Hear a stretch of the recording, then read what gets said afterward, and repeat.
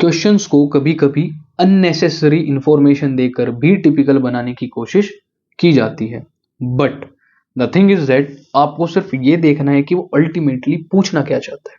जैसे उसने कहा एक मेटल पाइप है 77 centimetre low, inner diameter of the cross section is 4 centimetre and the outer diameter is 4.4 centimetre. पूछ रहा है इनर कर्व्ड सरफेस एरिया क्या रहा होगा। अब भैया इनर कर्व्ड सरफेस एरिया तो ठीक है, यानी वो जो मेटल पाइप की ये बात कर रहा है ना भाई, उसका सिर्फ अंदर वाले हिस्से का कर्व्ड सरफेस एरिया पूछना चाह रहा है इसका, जिसमें उसकी जो रेडियस है वो कितनी रही होगी भाई 2 सेंटीमीटर, पाइप की लेंथ यानी हाइट तो इतनी रही होगी 77 सेंटीमीटर। तो इनर कर्व्ड सरफेस एरिया यानी CSAO किसका भैया, इनर पोर्शन का। तो अब अगर पाइप है तो पाइप सिलेंड्रिकल शेप का रहा होगा, तो कर्व्ड सरफेस एरिया तो भाई 2πRH ही होता है।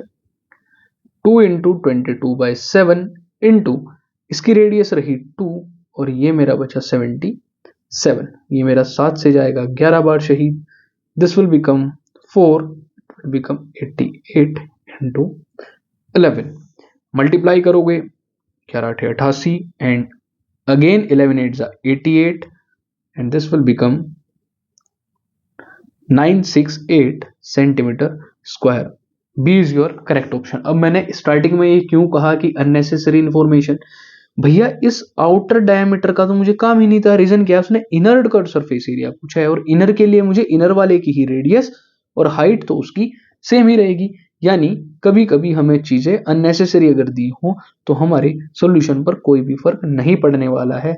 चीज ये है कि हमें उस पर लिखकर भी टाइम वेस्ट नहीं करना है, जैसे हमने यहाँ किया, जिसकी जरूरत थी वो चीजें गिवन में लिखी। ऐसी ही अच्छी इंफॉर्मेशन के लिए जुड़े रहिए हमारे चैनल से। Thank you so much.